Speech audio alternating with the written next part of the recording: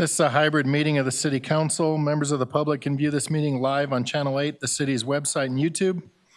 Live Spanish translation services are being provided for tonight's council meeting by telephone. Please dial 720-386-9023 and use code 104091 *.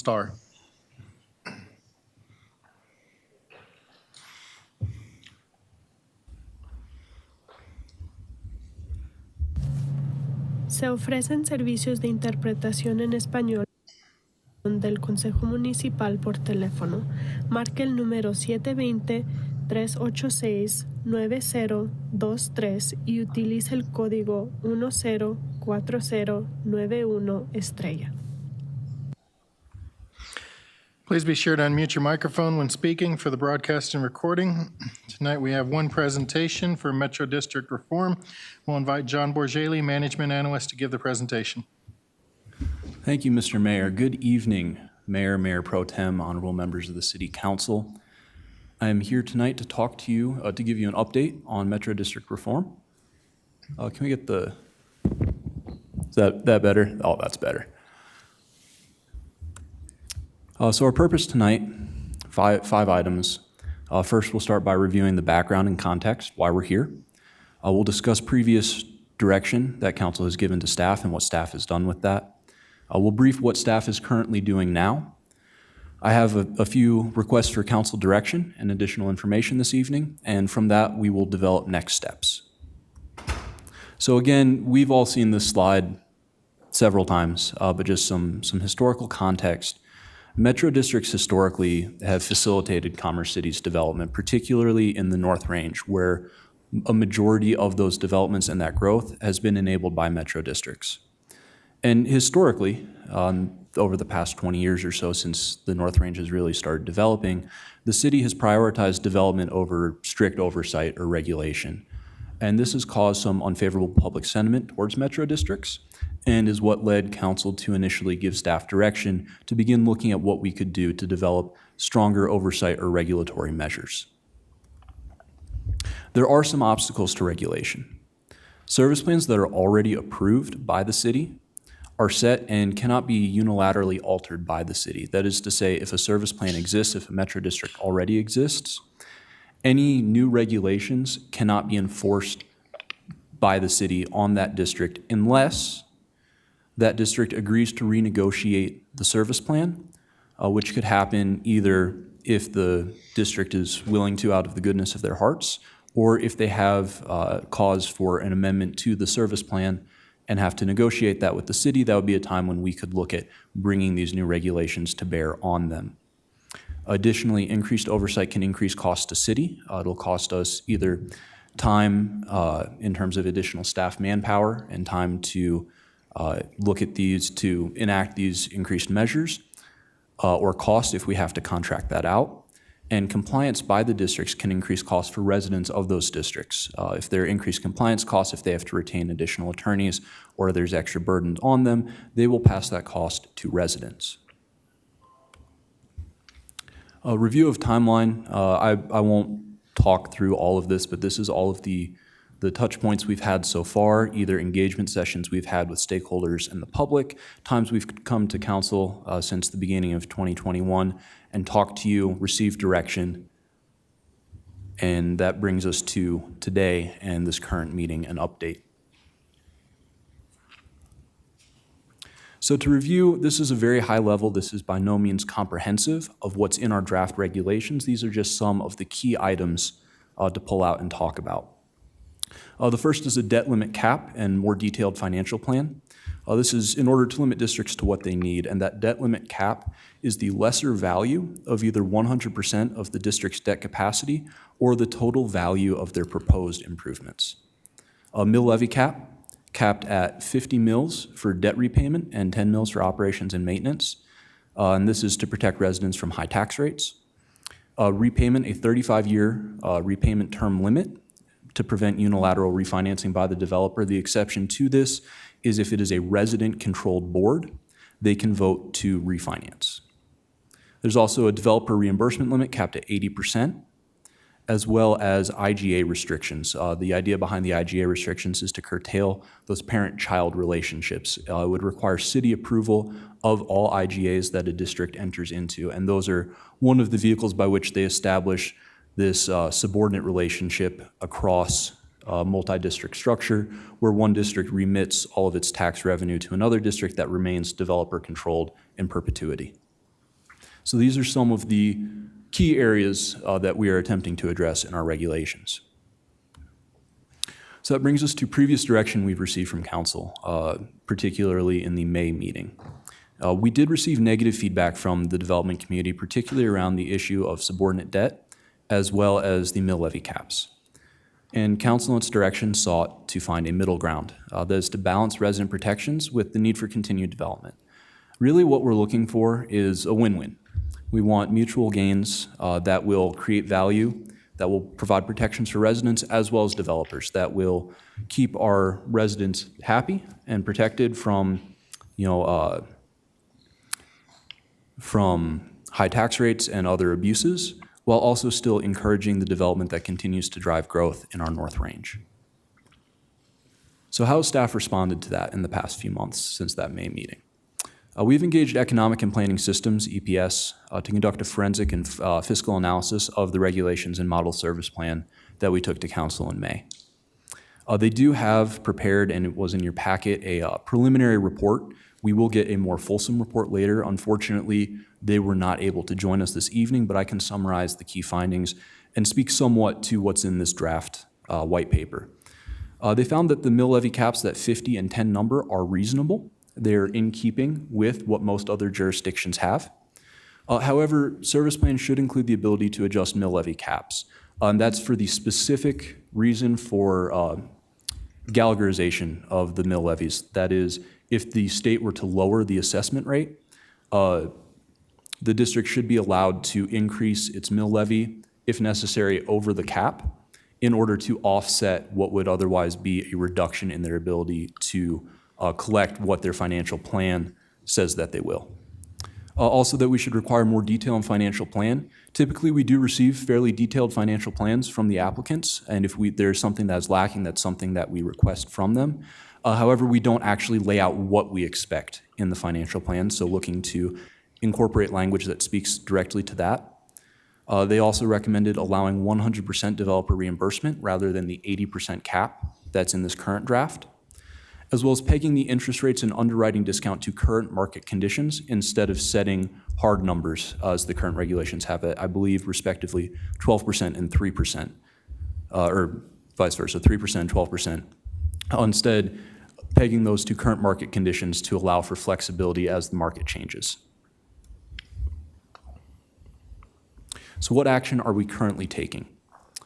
We are, based on this report, we'll be following up, and based on direction provided by council, we'll be meeting again with EPS and revising our regulations, both to conform to what we have learned from this financial analysis and what we hear this evening from council. It brings us to our request for direction this evening. In addition to this white paper, this draft information that we have, what other information does council want to see? And keeping in mind that we are trying to target bringing this back to council sometime towards the end of next month, is there additional community or stakeholder engagement that council wants to see moving forward in this process? And I will leave it there for either questions about anything in the presentation or anything that speaks directly to those two questions that I have for you.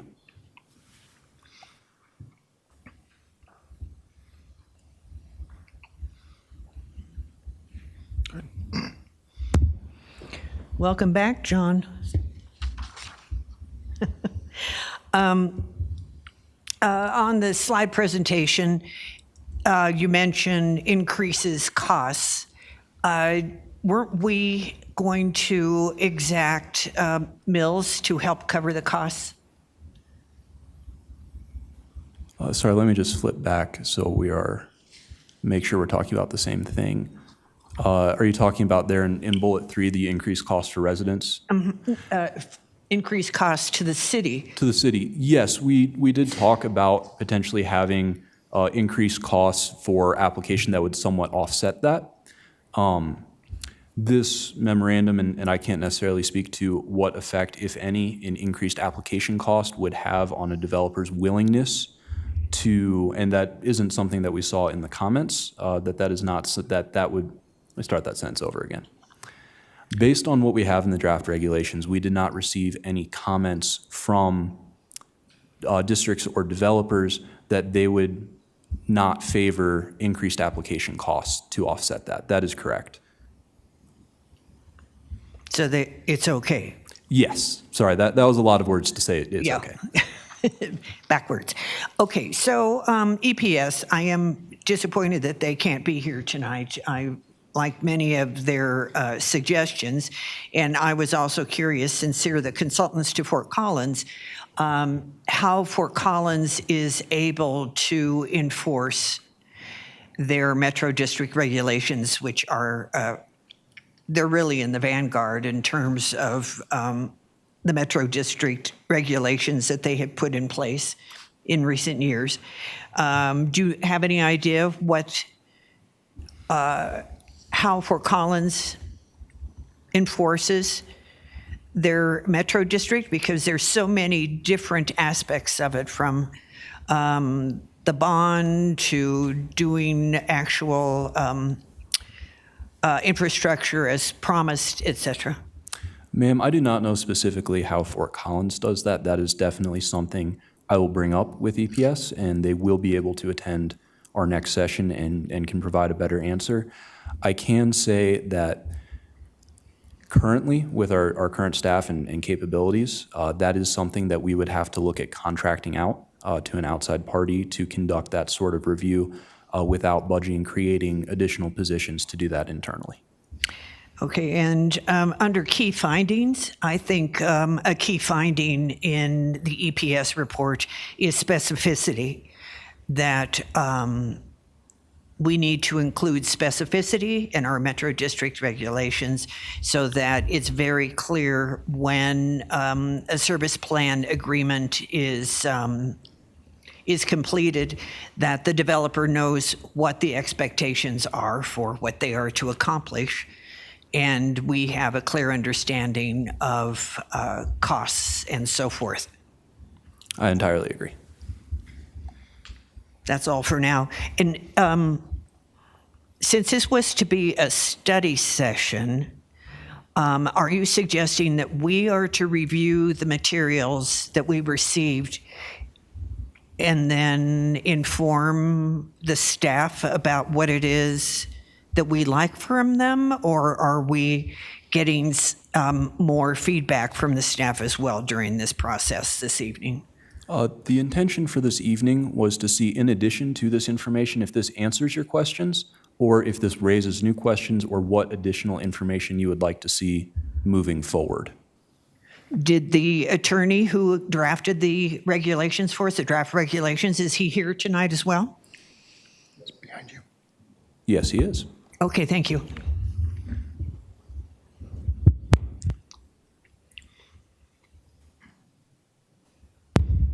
Just a brief note. Robert drafted these initially, and of course, we've worked with outside counsel to make amendments based on feedback that this body has provided. But Robert was actually the initial author.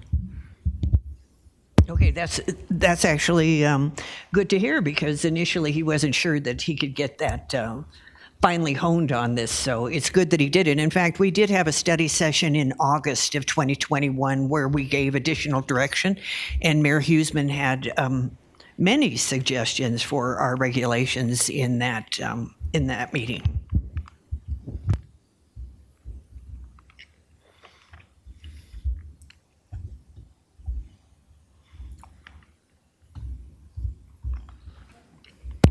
Thank you.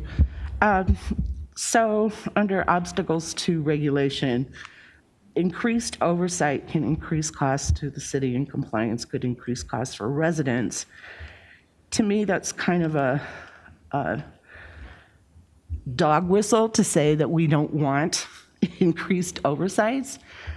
I I think that's probably one of the reasons that we're here tonight is because there's been a lack of oversight. Can you explain better what the increased oversights would entail, please? So in order to, if we were to enact the draft regulations or some form of these, ensuring compliance would require additional staff time to conduct periodic reviews or audits of service plans for compliance, of the financial plans and district operations. With our current staffing, that would likely require additional hires.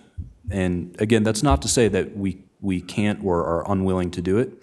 That's just something that we would have to gauge. And I think in previous discussions, we have successfully gauged what council's appetite for costs associated with this are, and that is something that we would be willing to spend the money on, but it would be a cost. Yeah, because I think oversight is something that was probably lacking and has brought us to where we are tonight. I see under historical content that city has historically prioritized development over strict oversight regulation. I don't understand why that oversight wasn't enforced as a part of good planning for development. I just think that should have gone hand in hand, and apparently it didn't. And it seems like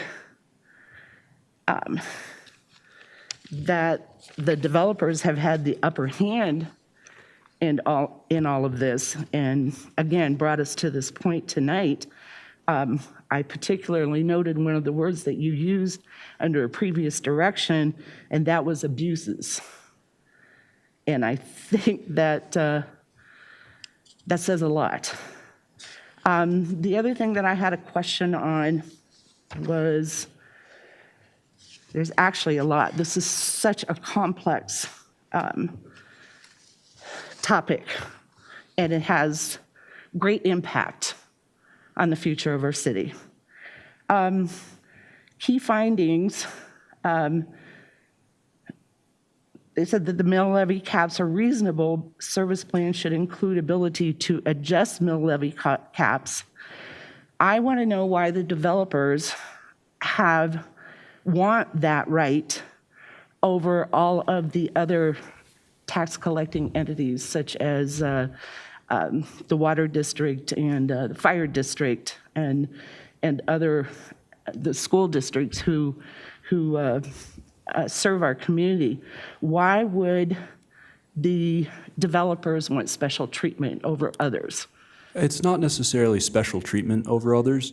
The main question is the marketability of their bonds. Compared to other special districts, metro districts are somewhat different in that they tend to have very low ongoing operations and maintenance costs, but very high debt issuance up front.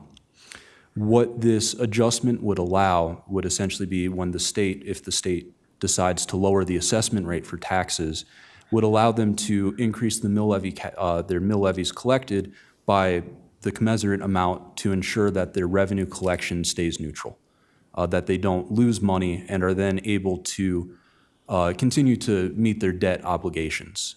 Without that ability, there are serious concerns that their bonds would be marketable due to the uncertainty that they would actually be able to make those payments. And what about when assessed values go up?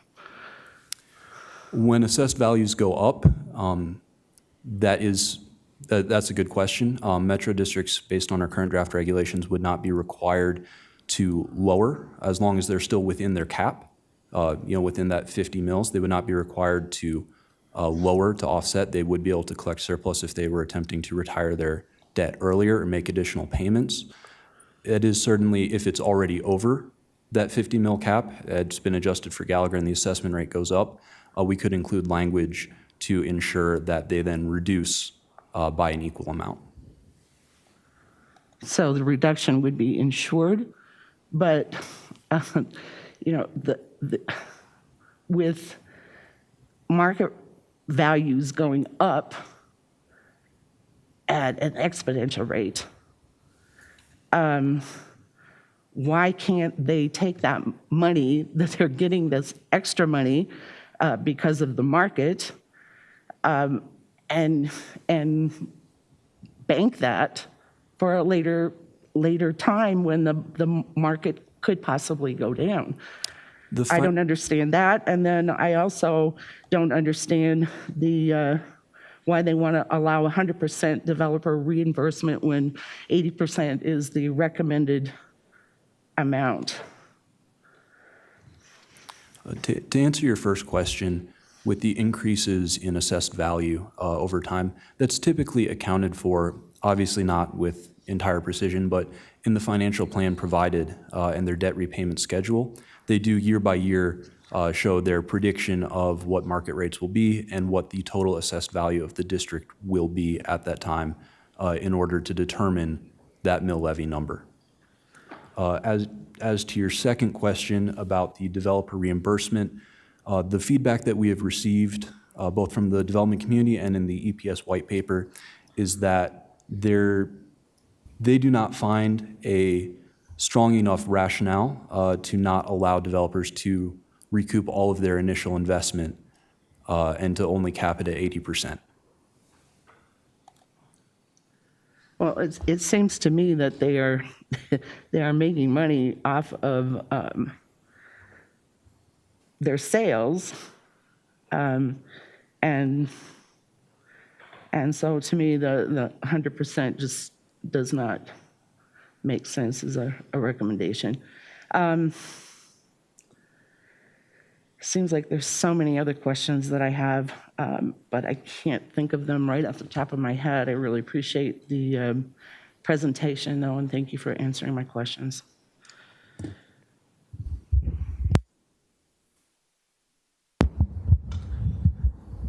So what are staff's thoughts on the recommendations that came out of this analysis, and is it something that we can incorporate into our documents? Based on just initial review of this short document, and again, ultimately it's council's decision, but nothing that they are proposing in this white paper, none of their suggestions are radical departures from what we already have or would be difficult to implement. We have yet to meet with, we received this report on, I believe it was Thursday, so we have not yet had time to meet and discuss all of the provisions and all of the suggestions within this document with EPS. But once we do receive more direction from council or kind of gauge council's feelings on this and have an opportunity to talk to them, we'll have a much better idea. Yeah, I mean, nothing strikes me as, like you said, a radical departure. I think the biggest question that we had was the mill levy adjustment. And I do like the idea of, having a clause in there to reduce the mill levies should the assessed value or something change where they don't need that additional mill levy, and maybe a cap on the they can only adjust up to 60 mills or whatever it could be. But yeah, I think these make sense to me for the most part, and I think for me, I'm agreeable to most of those. And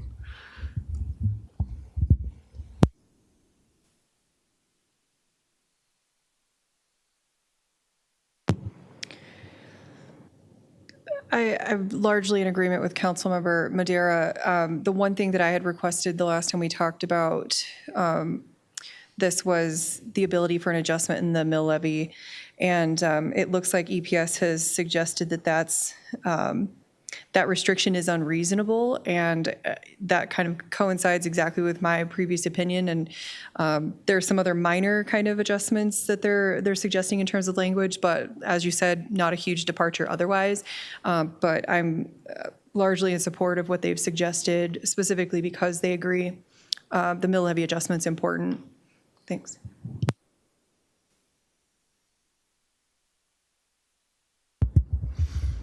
Any other comments?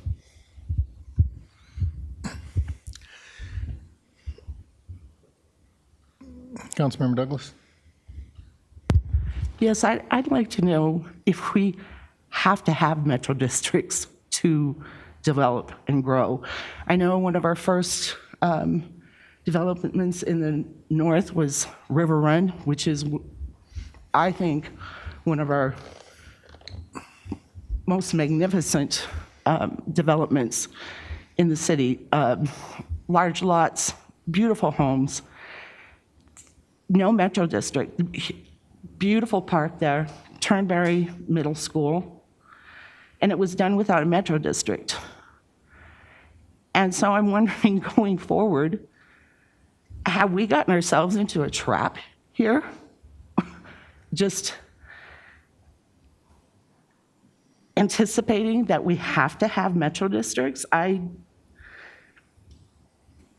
think it's gotten us into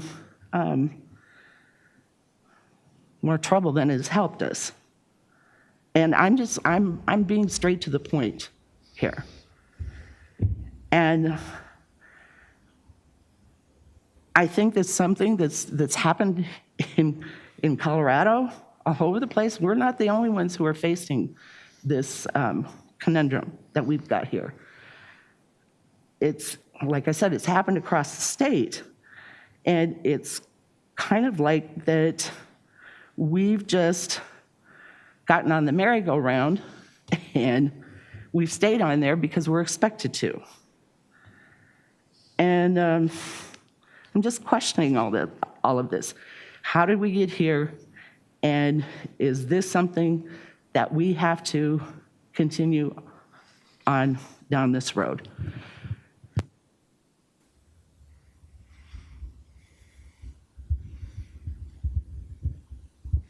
Any other comments? Councilmember Noble? I would like someone on staff to answer Councilmember Douglas's question as to why it's necessary. I'm looking at the fact, for example, that once the roads are built, they become the city's responsibility anyway. A lot of things are the city's responsibility. In the service plans, things are not done as they are supposed to. For example, mosquito abatement winds up falling to the city, even though that's supposed to be a metro district. In many of the service plans, it's a metro district issue.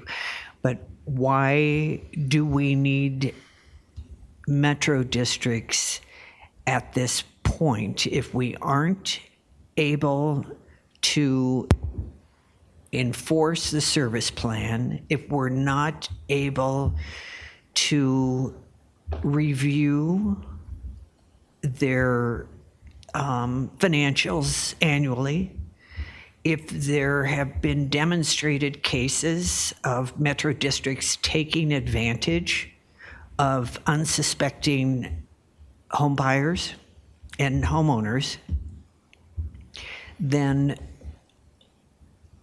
what's the benefit very specifically here? What is the benefit? Anyone on staff, please. Yes, ma'am, I can speak to that, and I don't want this to be construed as staff taking a pro-metro district or anti-metro district position, but just some of the benefits of metro districts or why they were created in the first place in Title 32 and the idea behind them. It allows for the developer to, because they are treated as a quasi-governmental entity, they have favorable tax treatment, and they have typically better credit ratings when they are issuing their debt because it's backed by tax revenue, which is, one of life's two certainties, death and taxes. So it allows them to obtain more favorable bond issues and keep costs lower for the initial infrastructure. Theoretically, it also allows development to pay for itself rather than having it built by the city and requiring either the city to issue debt or increase taxes across the whole of the city. It localizes the cost to the development itself. And finally, because that infrastructure is paid for through, or repaid rather, through future tax revenue, it allows the upfront value of the home to be lower because the developers don't have to recoup costs through the home price. Again, this is not me advocating for metro districts. This is just the idea and the benefits that metro districts can have without discussing then some of the downsides as well. I understand what you're saying, John, and I think one other thing that I'm noticing, at least in terms of the new homes in Ward 1 is that there are many that are selling for over 700,000. So I'm even not necessarily seeing how a metro district is benefiting the home buyer when it comes to prices. The lower cost homes are being built in a far different fashion, just as we saw in the paper today, that they are actually modular homes that are just brought into the site and then stacked. I think that it's something that I'm really concerned about, and I'm glad that Councilmember Douglas brought it up. Any other comments?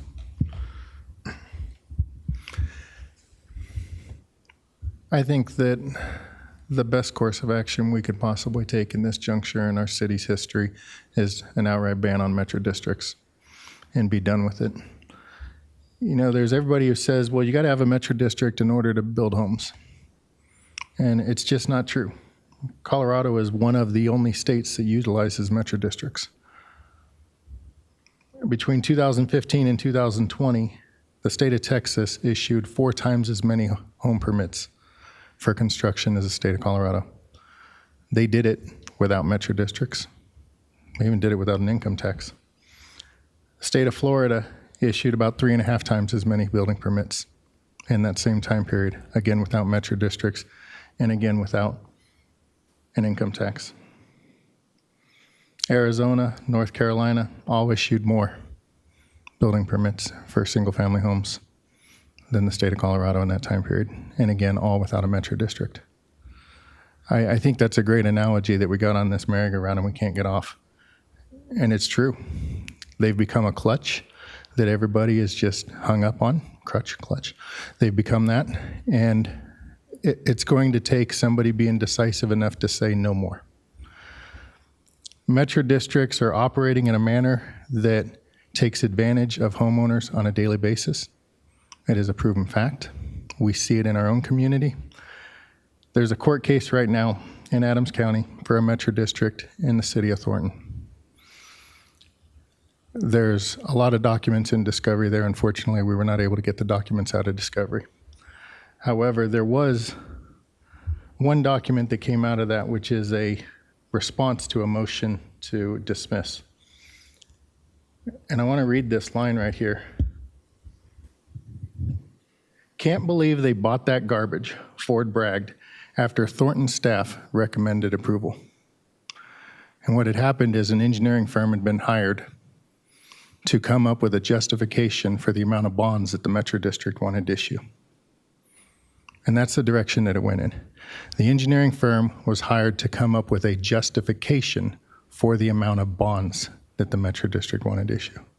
It wasn't the other way around that we would think it should happen, to say an engineering firm said it's going to cost this amount of money in order to do the project, and they went and asked for that. And you wonder, if this happened in this instance, how many other metro districts has this happened in? We all talk about homeowner control of metro district as being the savior.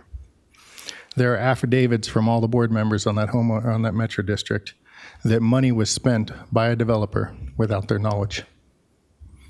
There's an affidavit from somebody who investigated the money being spent. Documents were not submitted appropriately. Invoices were not submitted appropriately. But they charged millions of dollars to the people that bought homes in those metro districts. And again, this is just one case. How many others out there exist? I know that this city council will never move forward with an outright ban on metro districts, and that's a shame, because it is the only option that truly protects Commerce City residents. They don't make the price of home ownership cheaper. They lull you into thinking it is because you spent $50,000 less on the price of your house. You will spend significantly more than that in your property taxes over the course of the time that you live there, if you're fortunate enough to continue to be able to live in the house and not be priced out by property tax increases because your metro district and the developers that did them were too greedy to look out for your best interest.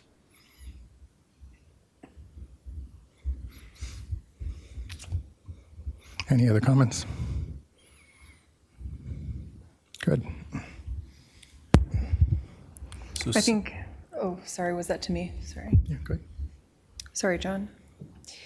I think there's a rebuttal to every comment you've made, and that's not to say that your comments aren't valid in some sense, but also I think it's really unfair to characterize all of the developers that come before us to request a metro district in the same fashion that your discovery document characterizes them in.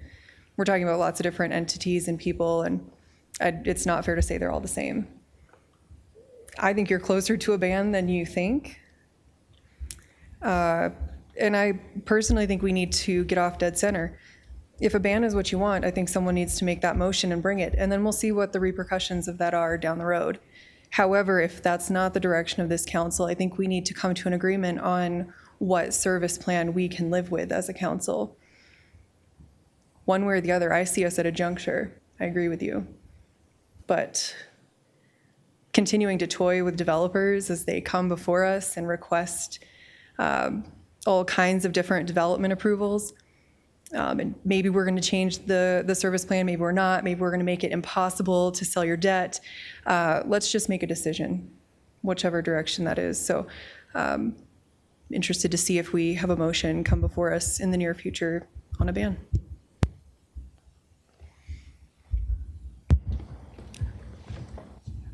Yeah, you know, a ban would be nice, except for we're not competing against Texas and Florida.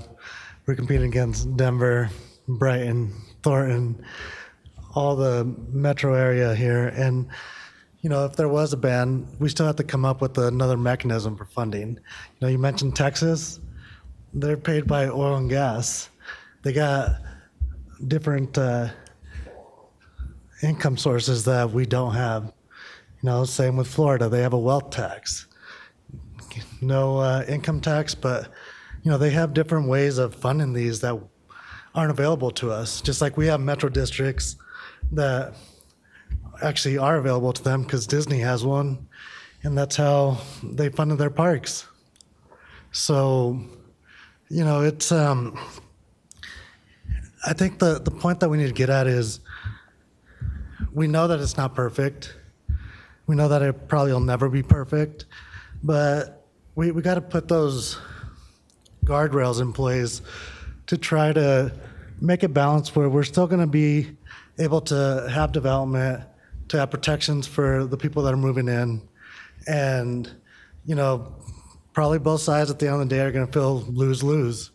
But I think, you know, that's kind of what we have to shoot for, because you can't go, you know, all one way or the other. And I think, you know, we all agree that we need a change. Some things have happened over the years that we don't agree with, and I think that's the whole point of this exercise. And, you know, it's at the end of the day going to be a starting point, a new starting point, because, you know, we can't just completely kill development. That doesn't just hurt the city; it also hurts the county and, you know, the region as a whole. But I think, you know, if you don't want to live in a metro district, there's plenty of places that don't have metro districts. Move into my neighborhood in Ward 1. You know, it's out there. I think part of it is just having the education, having the guardrails, but at the same time, not making it so the rest of the city is having to subsidize that growth more than they already are. Because, you know, at the end of the day, our budget is around $100 million, and the tax base for that has not grown with the population base. And that's the reason for the need for metro districts, is the money for those roads, those sidewalks, those parks, everything that your beautiful neighborhood has to be paid for by one way or the other. And, you know, I get this, that we should build the cost into the price of the home. Well, as Councilmember Noble said, they're already selling for $700,000. So you add 75, 80,000 of that, and now you have a home that, you know, probably 5 years ago cost $450,000, selling for $800,000, and you're just not going to be competitive anymore. You're going to price yourself out of a market that, you know, who knows where it's going to go. It's been appreciating ridiculously, but, you know, there's definitely a need. And, you know, the point of the Metro District to save, you know, on interest, save on taxes, and things that otherwise would have to go out to either a debt market or they'd have to go to a private equity firm, which would have a much higher ask on the return on their investment. And so instead of having, you know, maybe a 5% rate on a bond, you're talking 10 or 15% on a private equity investment that is going to be paid for by the homeowner at the end of the day. So it's not as easy as just, you know, saying, hey, we take this away completely. Well, now you just double the amount of interest that homeowner is going to pay for the same improvements. And, you know, that's why the Metro districts do serve a purpose. And we just got to get to that sweet spot.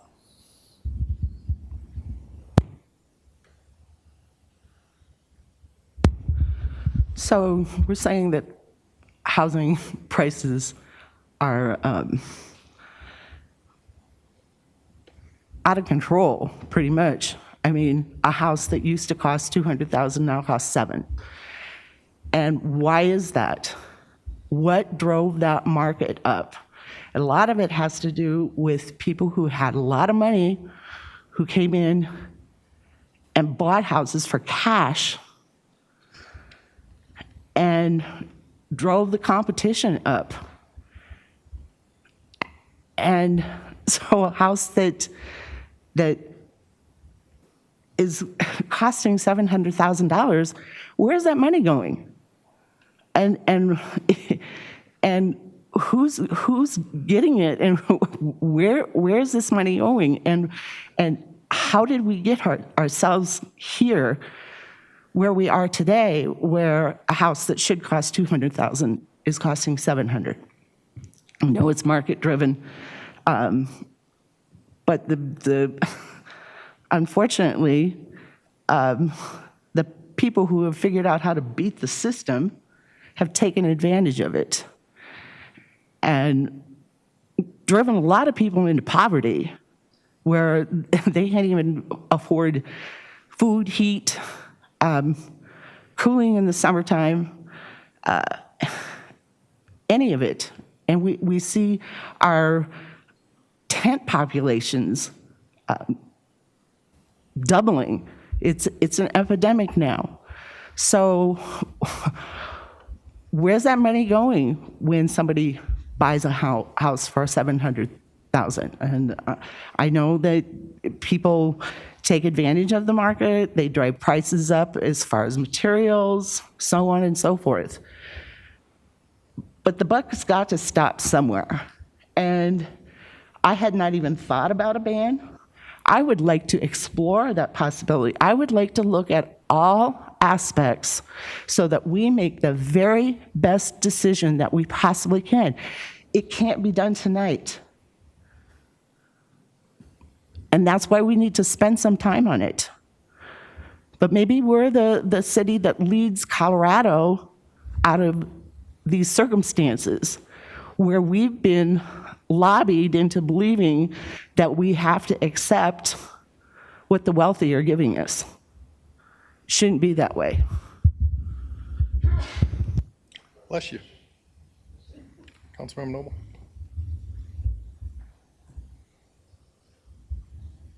Councilmember Noble.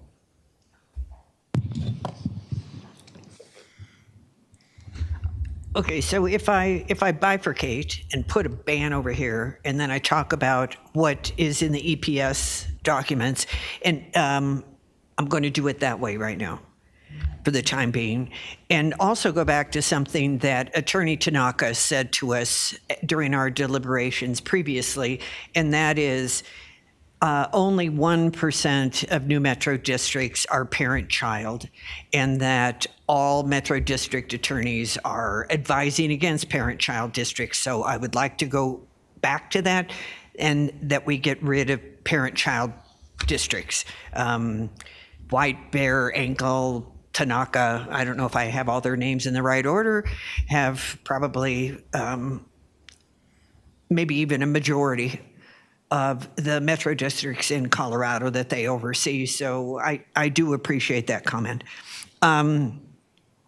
I do think that there should be the definition of debt capacity, the service district financial plan, to have that be very specific. They mentioned that in two different places. It's A11 and I can't remember what the other spot is, but anyway, there's two mentions of financial plans. Also, nothing over 50 mils or 10 mils. The public improvements, this is the specificity again that they've talked about. A description of the public improvements, that's number 5. We have certainly seen the city get into trouble for previous agreements where there was not specificity. And so we want to be sure that these metro districts, if they exist, follow through on their commitments.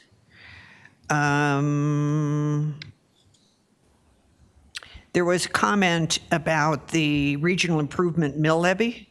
I think that's an important question, but some of these issues, John, are a problem because we don't have EPS here with us tonight, and I don't know that we have expertise on our staff presently regarding metro districts, so it would have been helpful to have them here this evening. And that they aren't using. How do we make sure that they're not taking advantage? I've seen material from the lawsuit that Mayor Huseman was referring to, and when the developer issued the bonds, their return is 1,260%. I think that's excessive. And they walk away from these, and at the end of the 20 years, that's what they're getting back on the bonds, especially when they self-bond. I didn't see any particular question from EPS in terms of the junior bonds, so that's good. I would leave that the way that we have it right now. And 35 years. So if there's any, oh, there it is. Oh, I think that covers my comments on that. But remember, I am bifurcating. This is the half that's talking about, this is the half of me that's talking about the actual regulations and the recommendations from EPS. And thank you very much for reaching out to them. And hopefully you'll be able to ask those questions that you want of them and get back to us about any questions that you might have about their recommendations. Thank you. Yes, ma'am. Thank you for your comments. We will make sure to talk at length with EPS about what they have and what we hear from you this evening, and have them available to answer more specific questions that you have next time we come to you.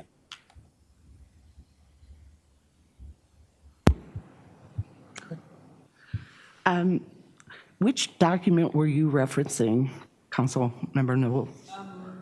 The comment draft? This is the memorandum from EPS. Oh. It's the last item. Okay. There you are. You have it. Okay.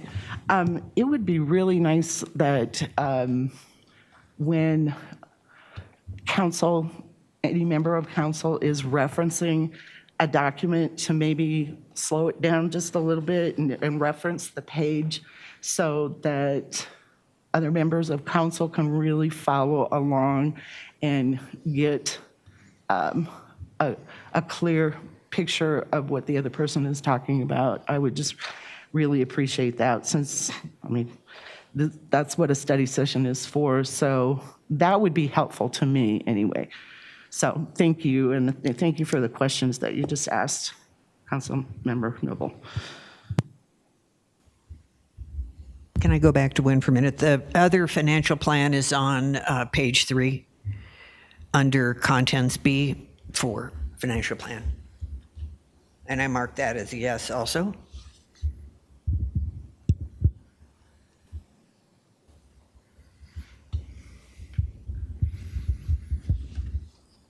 Now, in 2018, they calculated up all the Metro District debt in the state of Colorado, and it was over $19 billion. That was in 2018. 4 years later, scary to think of what it is now. That same year, the state budget for Colorado was under $30 million, just or 30 billion, just under 30 billion. 2/3 of your state's budget tied up in Metro District debt. It's not sustainable. Yeah. Yeah. All right, Mr. Borgeli, what do you need? So here's an overview of our next steps, and feedback throughout this would be welcome. So our next step, we will provide an update to council as to additional changes and analysis based on what we've heard tonight and our conversation with EPS. Does council wish for us to hold additional public or stakeholder town halls and get additional feedback and input? I say that with the caveat that if we are trying to come back to you with close to a final product next month, that those two might be mutually exclusive. We probably would be looking at holding those town halls in early September. So if council does want to see additional comment, we can certainly facilitate that, but that would extend our timeline.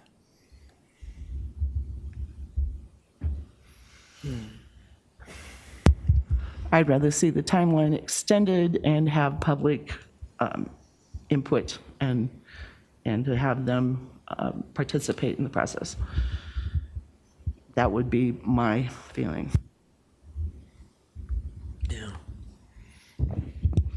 If there is a town hall, then there needs to be people there who can actually answer questions of the public, what the impacts of some of this is, or if they bring up what they view as a problem, that we can tell them how our regulations address their problem and solve their problem. Certainly. And Mr. Mayor, I did want to also add that your point about the debt is very well taken, because all of these bonds are balloon payments. It's just mind-boggling what might happen if at some point someone can't refinance their bond payment and they have to pay the principal, because none of these metro districts are paying principal, they're only paying interest on their bonds. At least most of them are not paying principal. I don't know that I would categorize it that. I believe that there are some bonds out there that are only getting interest-only payments, but there are metro districts out there that are tackling their principal and will retire their principal. But you do have some that have structured their bonds and their developer advances in a manner in which they are only paying interest. And what happens whenever that debt comes due? Even scarier, what happens if you have a downturn like you did in 2008 and property values plummet, and then those bond payments still need to be made and the reserves aren't enough in those accounts in order to do it. As I said, it's an unsustainable business model that eventually collections are going to come due on it. What else do you need, Mr. Borgeli? So if what I am not hearing from council is more desire for public input and additional engagement, so we will then just move ahead with our conversation with EPS, and based on what we've heard this evening, and do our best to bring back close to a final product next time we talk. Does council have any other questions or comments? Councilmember Douglas. So I don't know if you misunderstood what I said, but I said that the public needs to have a chance to participate and get real answers to their questions. And I didn't hear from anybody else on council, so I don't know how you got to your directive. The point he's making, we have not heard from all of council. So what is council's wish?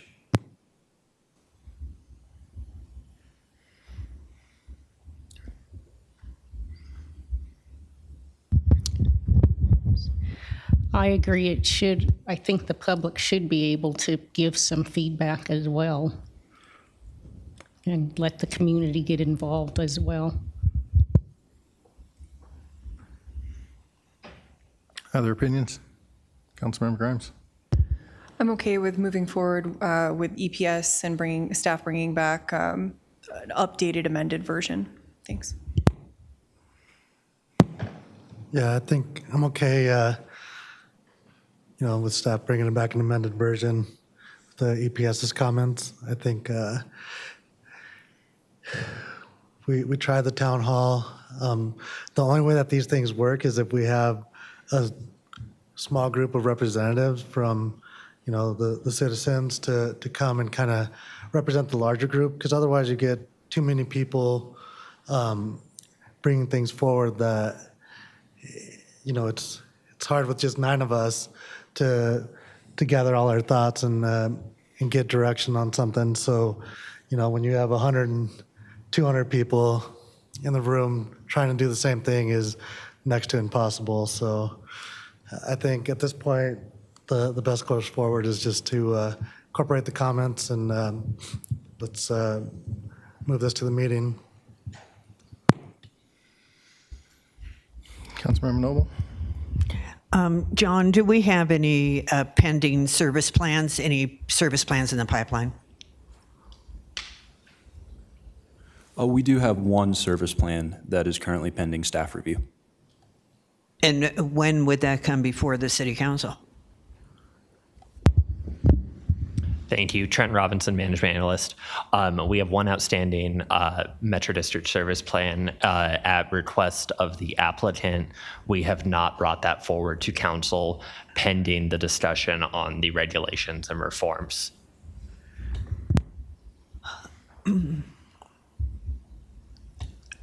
At this point, I don't think there's a lot of land left that hasn't already had a Metro District stamped on it and a service plan.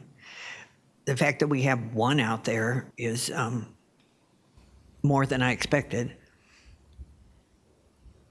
I would ask that if we move forward, and we have been talking about this for a very, very, very long time, that if we move forward on it, that we have the opportunity to get answers to some of the questions that you may even have about the EPS study, or to put it out to our constituents, which I think is our role as city council people, and ask them what specific problems they would like to see solved in the new regulations for the future, but make it absolutely abundantly clear that it is not retroactive, sadly. It is not going to affect any of the metro districts that are already in existence and that already had service plans approved by city councils.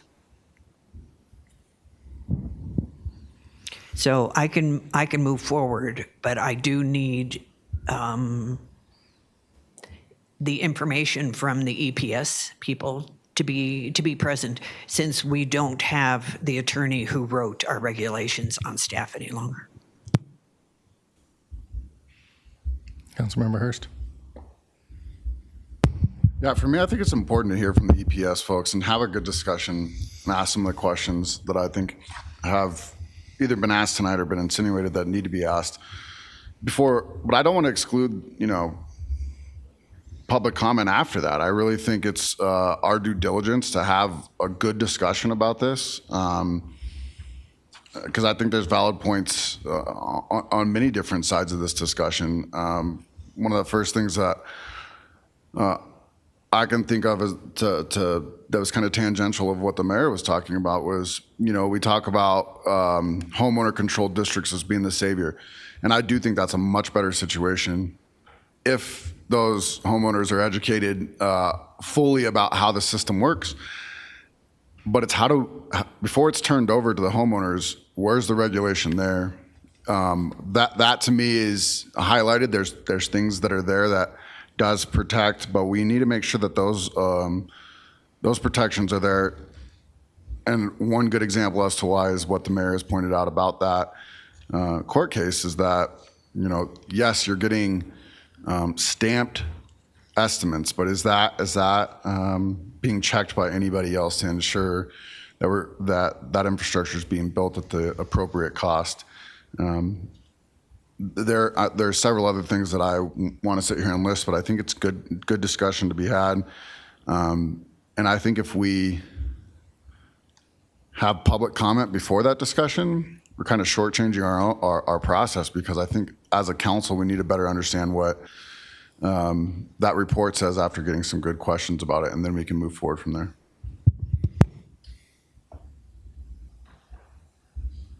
What are you suggesting, Councilmember Hurst? I'm sorry. I guess my suggestion is that we have our next session with, is it EPS? With EPS, allow us to ask questions, get a little more detailed. There are some detailed questions I heard asked tonight, some that I have myself.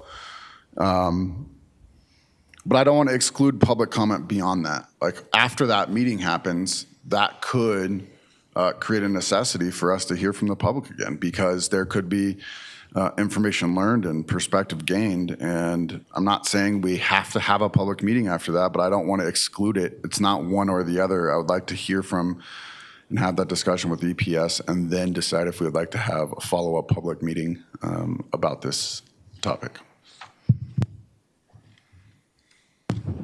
I agree with Councilmember Hurst and Councilmember Madera. Excited to hear from EPS.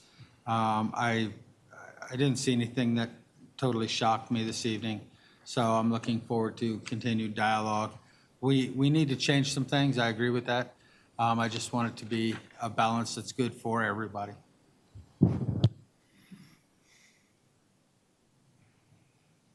What's that? I can't read lips. Sorry. So I hear 5 people saying proceed with EPS, followed by public outreach after that. Okay, 6. But to bring them back, Roger? I'm To sorry? bring them back? EPS? Bring them in? Or they can do it by Zoom or however it is? I believe they've been scheduled already. Yes, ma'am. They had a scheduling conflict for this evening, and so we're unable to join us tonight. But they will be in all of our future meetings where we're discussing the work that they have done, and will be available to answer those questions Thank you. at future meetings. Okay. So Thank what I am hearing is that for our next steps, we will continue to work with EPS in refining these regulations.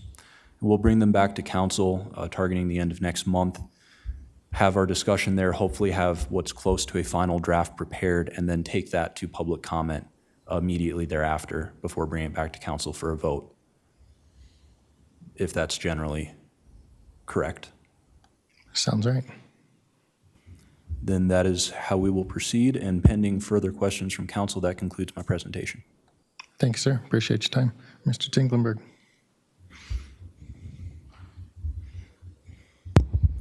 Thank you, Mayor.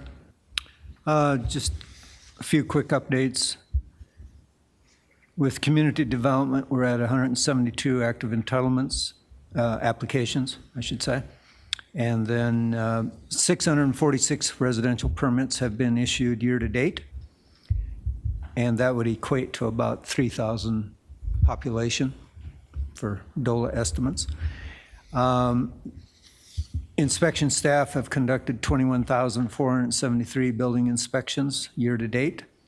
And for code enforcement, they've had 8,964 cases year to date with a 91% compliance rate. The second quarter economic development activity report was published last week, so take a look at that. Average wages are up by 13%, even though employment is flat. And then number of businesses are up 9.2% year over year from 21 to 2022. Let's see. Amazon is offering city council members a special tour of their 280,000 square foot package sorting facility. That's on Wednesday, September 7 at 9 a.m. And there was an electronic calendar invitation sent to each of you. Of the Parks VHE, I've reported on that to you several times before. They're at 23 of 32 positions filled. And then we've seen a number of times where 104th Avenue concrete has buckled, and staff has responded to those to remove the debris and place patches so that traffic can continue on that. Also, the other operations are ongoing, such as using the vacuum trailer to clean inlets and mowing operations, sweeping operations. We've seen, again, a lot of illegal dumping, and so they're doing cleanup on that, as well as doing pothole patching and repairing traffic signs, doing weed control, that type of thing. For Parks Recreation Golf, the first pop-up Music in the Park occurred, and that was on the 21st, and that was at Veterans Memorial Park, and that featured Chicano Heat. Sorry, lips are getting dry. And then our next concert will be the 28th in Turnberry.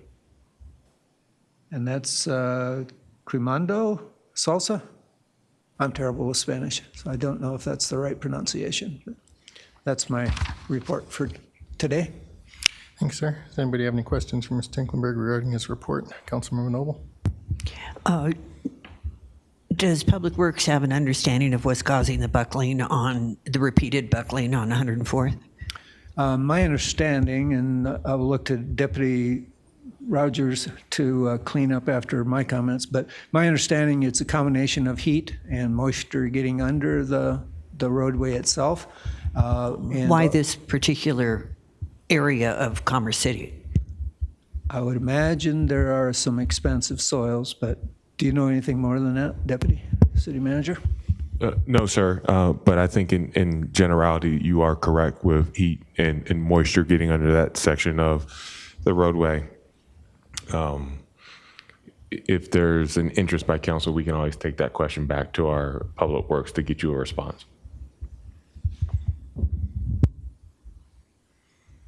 I saw an interesting video today. A bridge in China actually blew up on its own from the heat.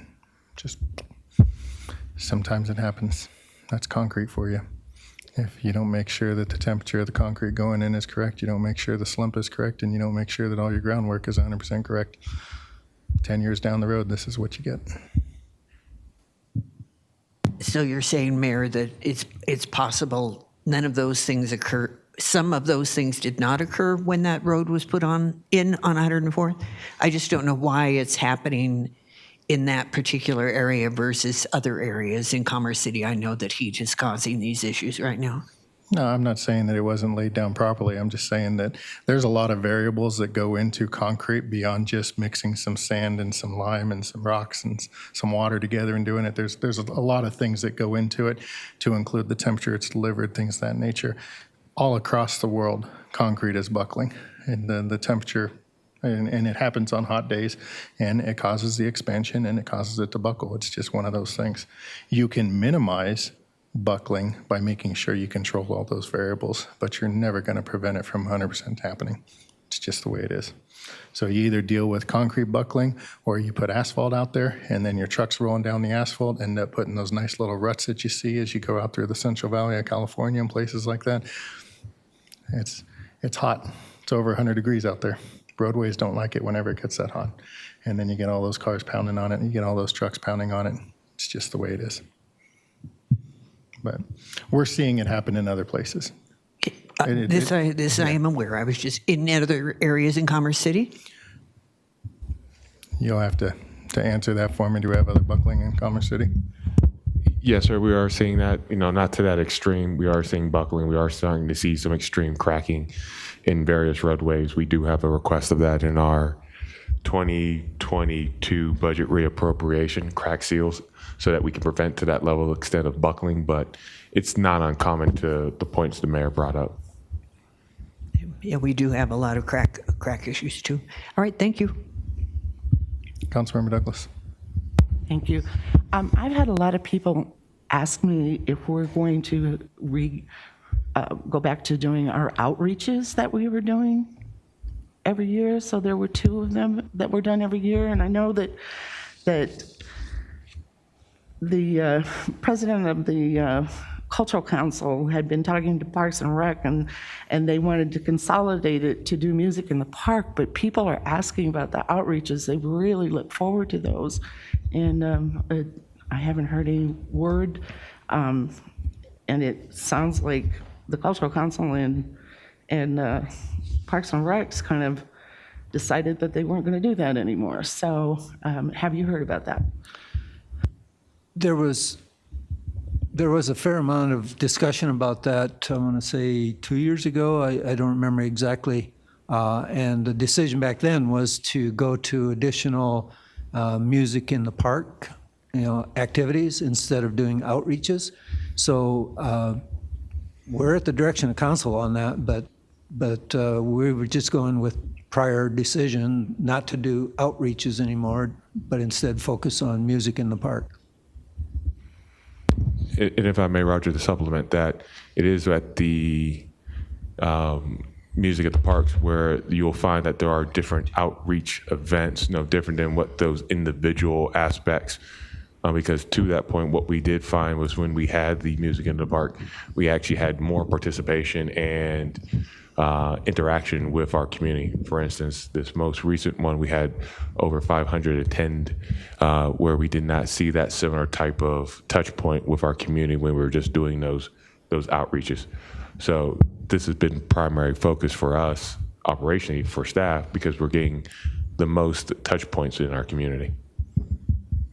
The citizens seem to see it differently. So I've been asked by quite a few people if where are the outreaches? Are they going to do them? And so I thought I would ask. And I guess if you're not going to do them anymore, I will let the citizens know. But I can tell you that they're disappointed. They really looked forward to the free food too. I hate to say that, and they're not getting that at Music in the Park. They like that. Well, what I would say is, the plan for this year is what we're carrying out in terms of music in the park. If council wants us to go in a different direction next year, we can certainly plan for that. Again, it takes a fair amount of lead time to plan for and arrange for the various activities. So it's just, what direction does council want us to go in, basically? Well, and I didn't expect to see it this year, but I just didn't want it to fall by the wayside to make you think that people aren't aware that it's not there anymore, and it's something that they look forward to. So just wanted to bring it up, and I guess, if we want to bring it back next year, we will, but that's what I'm hearing from people, both north and south. Good. Yeah, I was gonna make that part of my council report, but I thought this was the especially for first week, the best concert in the park we've had yet. It was a great turnout, about 500 people by estimate. Really liked the added touch with the jump house and the climbing wall and 100-year-old birthday celebration. That was pretty cool touch. So great job there. I also have heard the same concerns. How are we not doing those? And we can have that discussion. I think if nothing else, just make concert in the park bigger and bring those resources to that.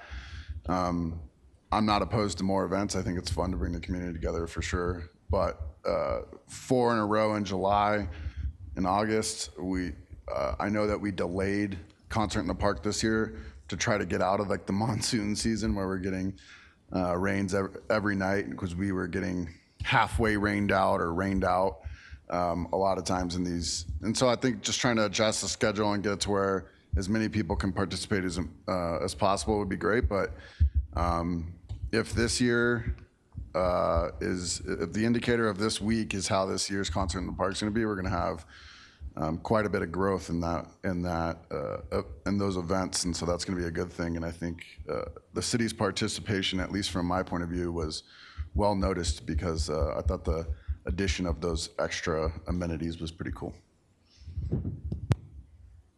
Mr. Hayter. With regard to reports, I have a very little report. I will just make a couple notes with regard to our litigation against the state and Governor Polis with regard to HB 22-1024. Last Friday, the state filed their motion to dismiss, which was not compliant with the court's rules in regards to page limits. They can currently file the motion to seeking leave to file a brief that was not in compliance with those rules. They did not confer with the plaintiffs in advance. This morning, you know, our plaintiffs, I guess, more specifically Counsel for Denver, filed a motion in opposition to that, and already the court has denied their motion asking for the extra pages and told them to file their compliant motion dismissed by tomorrow at 5 o'clock. So it's a good sign that the court's already, you know, enforcing the rules pretty strictly here, especially in a situation where the state took the position that, you know, they only needed discovery if we were likely to win. Basically, it was their argument that, you know, we were trying to say this is a matter of law. We don't need to do discovery here, and the state said, well, you know, they need discovery to prove their basis for the law, which is also admission that the state really didn't have a basis when they declared this to be a matter of statewide concern. Long story short, you know, the state's got to get their act together, and we'll see an amended motion to dismiss get filed by 5 o'clock tomorrow. And I'm guessing, based on the way we've been able to react so far, that we will have an answer or response to that filed by this Friday before the close of business on that day as well. We are moving towards getting this, you know, resolved as quickly as possible, and getting a decision before the August 10th enactment date of the underlying legislation. That's about all I have for you at this time. If there's any other questions or anything, please let me know. Does anybody have any questions for Mr. Hayter? I do have a question that is tangential to that. Currently have a school under construction in the city. Or do we have any meetings scheduled with that school board in order to discuss the sales and use tax that has been collected for the construction of that school? As I recall, at the end of the month, we have a meeting with both school boards. That's just staff in the school boards? No, it'd be city council and school boards. So Adams 14 and 27J. Okay, but we have an actual committee that is set up to discuss how the money is spent that is collected from sales and use tax on the construction of the school in the city. Have we started the process of scheduling those meetings so we can have that conversation on how that money that has been collected by the city is going to be returned? One of our justifications for joining this lawsuit was the fact that we have this process in place. Now we have a school under construction. Are we starting the process to get that money returned to the district? Not at this point. Okay. The process or the agreement lays out a process where either the school superintendent or the city manager submits a request, and that triggers calling a meeting of the committee, and then the committee makes a recommendation to the two respective boards, the school board and the city council. So that has not started at this point. Okay. Do we have a timeline on when we can expect that to begin? I have not spoken to the superintendent, so I don't know if the superintendent has plans. I have not had a chance to even look at it, quite honestly. So in terms of Adams 14, I've left a phone message for the superintendent and waiting for a response on that in terms of getting the agreement reinstated since that one had expired. Okay, thank you. Any council members wishing to make a report? Councilmember Grimes? Just a quick one. We've had a couple of boards and commissions interview sessions over the last couple weeks and concluded those for this quarter tonight. And looking forward to making our recommendations to council for the August 15th regular meeting. Mayor Pro Tem. Thank you, Mayor. I also attended the Music in the Park event last Thursday, and it was really exciting. We had, like I said, a good turnout, and also looking forward. We'd been busy doing the interviews for the board and commissions and had a lot of great residents that want to get involved and give back to the city. So thank you. Councilmember Noble. I think I've been following Mayor Pro Tem Alan Thomas and Councilmember Grimes around because I was in that meeting too. But in addition, Senior Commission, great meeting last week, full house, and a very enthusiastic group in moving forward. And we will be resuming visits and making plans for the Senior Resource Fair beginning in the fall rather than waiting as long as we did, but it was a very successful event. Thank you. Any others? All right, by my estimation, we have about 3 hours and 9 minutes before the automatic adjournment before we leave. So you guys want to sit around for 3 hours and 9 minutes, or should we tack this 3 hours and 9 minutes on to next week's meeting so we can leave about 1 a.m.? Filibuster? There you go. I'll filibuster. That concludes our business tonight. Have a good night. Have a good week.